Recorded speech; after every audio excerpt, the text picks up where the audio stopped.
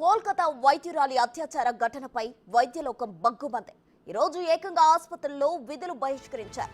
అత్యవసర సేవలు మినహా ఏ సేవలు అందించడం లేదు. ఓపీ సేవలు 24 గంటల పాటు నిషేధిస్తున్నట్లు వెల్లడించారు. తమకు న్యాయం జరిగే పోరాటం ఆపేదే లేదని స్పష్టం చేశారు. విశాఖ వైద్యులు విధులు బహిష్కరించి జీవీఎంసీ వద్ద ధర్నాలో పాల్గొన్నారు.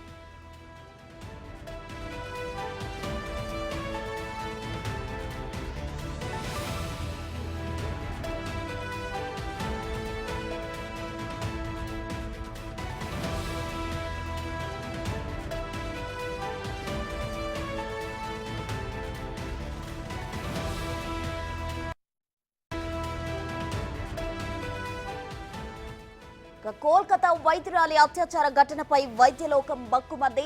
ఈ రోజు ఏకంగా ఆసుపత్రుల్లో విధులు బహిష్కరించారు. అత్యవసర సేవలు మినహా ఏ సేవలు అందించడం లేదు. ఓపీ సేవలు 24 గంటల పాటు నిషేధిస్తున్నట్లు వెల్లడించారు. అవసరమైతే అత్యవసర సేవలు కూడా భవిష్యత్తులో వాళ్ళు నిషేధించే అవకాశం ఉన్నట్లు కూడా చెప్తున్నారు. తమకు న్యాయం జరిగే పోరాటం ఆపేదే లేదని స్పష్టం చేస్తున్నారు. ఇక విశాఖ వైద్యులు విధులు బహిష్కరించి జీవీఎంసీ వద్ద ధర్నాలో పాల్గొన్నారు.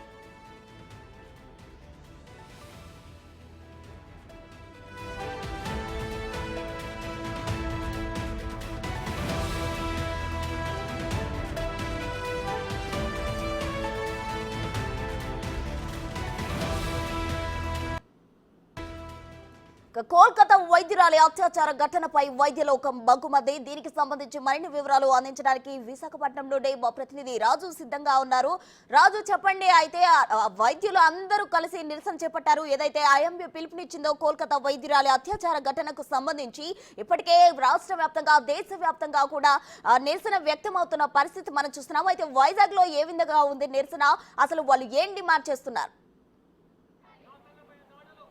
సేవ్ ద సేవియర్స్ ఈ నినాదం చాలా చిన్నగా కనపడవచ్చు, కానీ రక్షించే వాళ్ళనే కాపాడండి మహాప్రభు అని ప్రభుత్వాలని అడుక్కునే పరిస్థితి అయితే వచ్చింది. ప్రతిరోజు ఏ చిన్న జబ్బు చేసినా, ఎట్లాంటి రోగాలు వచ్చినా కూడా డాక్టర్ల దగ్గరికే పరిగెడతాం. కానీ వాళ్ళ అలాంటి డాక్టర్లే మాకు న్యాయం చేయండి, మమ్మకు రక్షణ కల్పించండి అని వీళ్ళు ఎవరు అడగట్లేదు, అదేవిధంగా డిమాండ్ చేయట్లేదు. చివరికి అడుక్కునే పొజిషన్కి అయితే వచ్చారు.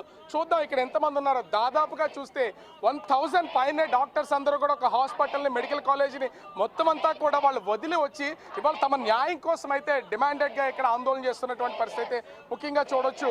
ఇది ఒక డాక్టర్స్కి సంబంధించిందే కాదు, ఆడపిల్లలకు సంబంధించినటువంటి విషయంగా ప్రొటెక్షన్ ఇక్కడ ప్రస్తుతం అయితే ప్రొటెక్ట్ చేస్తున్నటువంటిది మనమైతే విజువల్లో కూడా చూడొచ్చు. ఇంతమంది డాక్టర్స్ ఒకే చోట, ఇది కేవలం విశాఖపట్నంలోనో లేదా హైదరాబాద్లోనో విజయవాడలోనో జరుగుతున్నటువంటిది కాదు. మొత్తం ఎక్కడ మెడికల్ కాలేజీలు ఉంటే ప్రతి జిల్లాలో కూడా వీళ్ళు ఆందోళన చేస్తున్నటువంటి పరిస్థితి ఉంది. తమ నిరసన తెలియజేస్తున్నది. ఇప్పటికే హాస్పిటల్లో ట్రీట్మెంట్ చేస్తున్నప్పుడు అనేక మంది పేషెంట్ తాలూకా బంధువులు కూడా ఇప్పటి వరకు ఎంతోమంది దాడులు చూస్తూ వస్తున్నాం. ఎప్పుడూ కూడా డాక్టర్లకు అయితే రక్షణ లేదు, డాక్టర్లకి రక్షణ కల్పించాలంటూ కూడా ప్రతిసారి ఆందోళన చేస్తున్నారు. మాకు ఒక చట్టం అనేది లేదు, చట్టం లేకపోవడం వల్లనే ఖచ్చితంగా డాక్టర్స్ మీద ఈ విధమైనటువంటి దాడులు జరుగుతున్నాయనేది ఇప్పటి వరకు చేస్తున్నటువంటి దానికి ఇప్పుడు కలకత్తాలో జరిగినటువంటి ఈ సంఘటన, అత్యాచార ఘటన ఏదైతే ఉందో ఇప్పుడు మొత్తం వైద్య విద్యార్థులే కాదు వైద్య లోకాన్ని కూడా కదిలించినటువంటి పరిస్థితి కనిపిస్తుంది.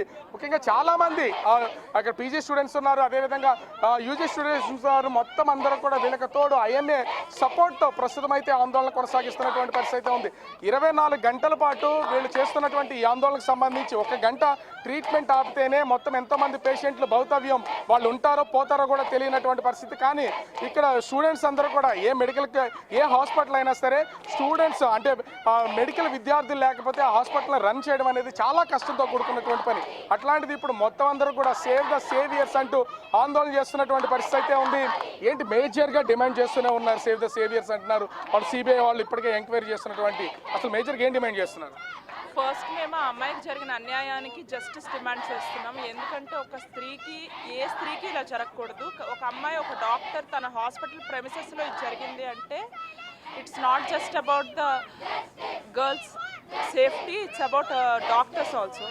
అండ్ అసలు ఒక స్త్రీకి తన వర్క్ ప్లేస్లో సేఫ్టీ లేకపోతే ప్రపంచంలో ఇంకెక్కడ సేఫ్టీ ఉంటుంది. అందుకే మా డాక్టర్స్కి ఒక సెంట్రల్ ప్రొటెక్షన్ యాక్ట్ కూడా అడుగుతున్నాం, మా వర్క్ ప్లేస్లో మాకు సేఫ్టీ ప్రొవైడ్ చేయండి. కానీ ఎప్పుడు చూసినా కూడా డాక్టర్ల మీద దాడులు జరుగుతూనే ఉంటాయి. అప్పుడు అడుగుతున్నా కూడా ఇప్పటి వరకు గవర్నమెంట్లో ఏ విధంగా ఇప్పుడు అటు ఏ గవర్నమెంట్ కూడా దీని మీద సరైన రెస్పాన్స్ ఇచ్చినటువంటి పరిస్థితుల్లో రెస్పాండ్ అవ్వట్లేదు కూడా. ఏం చెప్తారు మేజర్గా డిమాండ్స్లో?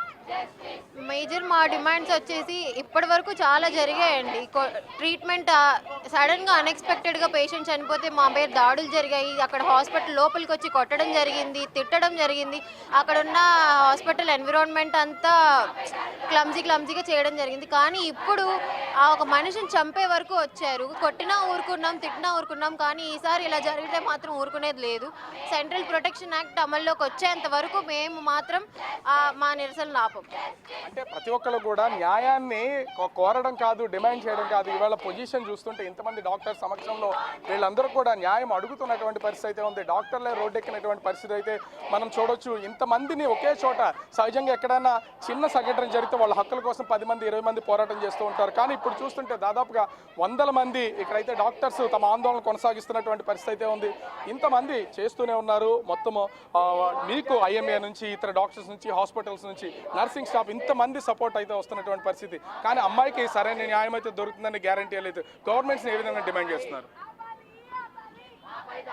అంటే ఇప్పుడున్న సిచ్యువేషన్లో లైక్ ఆల్రెడీ వెస్ట్ బెంగాల్ ఒక ఇన్సిడెంట్ అయింది. దానిపైన వీఆర్ నాట్ గెట్టింగ్ ఎనఫ్ అంటే రిజల్ట్, అంటే గవర్నమెంట్ తరఫు నుంచి ఎందుకు ఎలా అయింది incident, we're not getting clear details.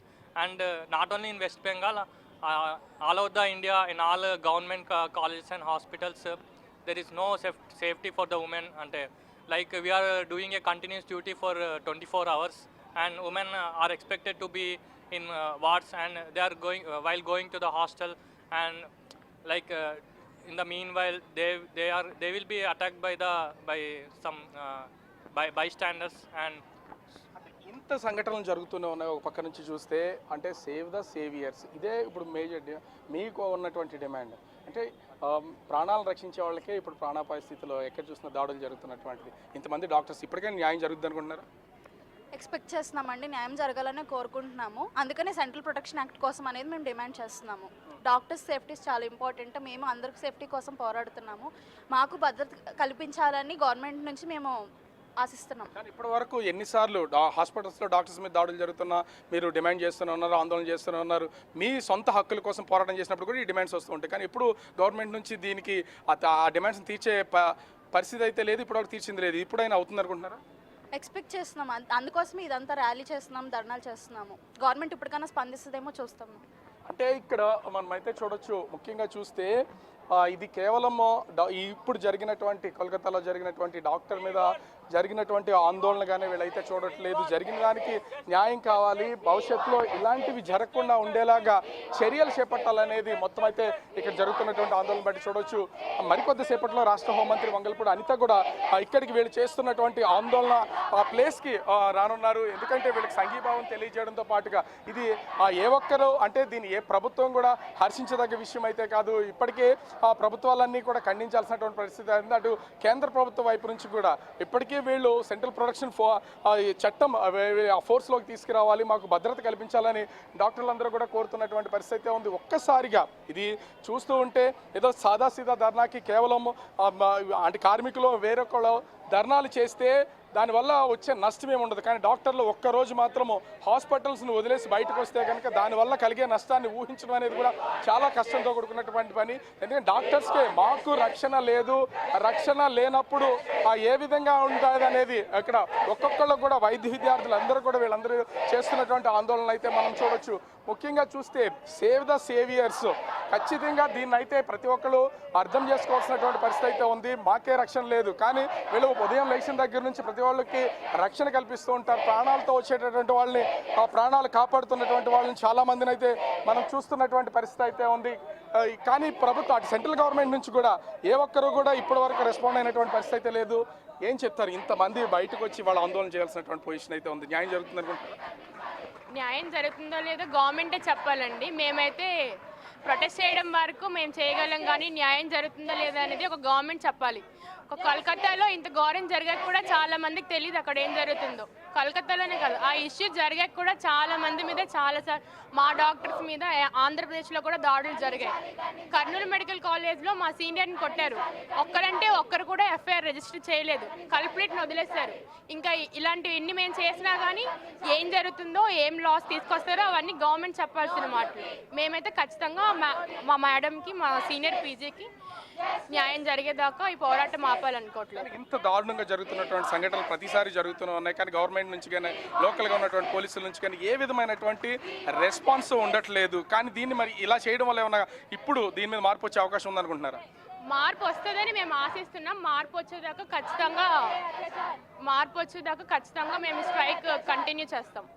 So ప్రస్తుతం అయితే ఇక్కడ వైద్య విద్యార్థులు అయితే వీళ్ళ ఆందోళన చేస్తున్నటువంటిది అయితే మనము ఆ విజువల్లో కూడా చూడొచ్చు. ఇక్కడ చాలా మంది వైద్య విద్యార్థులు చేస్తున్నటువంటి ఈ ఆందోళనకు సంబంధించి అటు పీజీ స్టూడెంట్స్, అదేవిధంగా యూజీ స్టూడెంట్స్, ముఖ్యంగా చూస్తే వివిధ హాస్పిటల్కి సంబంధించినటువంటి డాక్టర్స్ వస్తున్నారు. ఐఎంఏ సపోర్ట్ ఉంది. దీనికి తోడు ఐద్వా నుంచి, పిఓడబ్ల్యూ నుంచి కొన్ని స్టూడెంట్స్ ఆర్గనైజేషన్స్ అందరూ కూడా ప్రస్తుతం అయితే ఈ ఆందోళనకు సంబంధించి కంటిన్యూ చేస్తున్నటువంటి పరిస్థితి అయితే ఉంది. 24 గంటల పాటు జరుగుతున్నటువంటి ఈ ముఖ్యంగా ఇక్కడ చాలా మందికి, ఎందుకంటే సేవియర్స్ అనే నినాదాన్ని ఇప్పుడు తీసుకెళ్తున్నటువంటి పరిస్థితి ఉంది. ప్రతిసారి వాళ్ళకి సంబంధించినటువంటి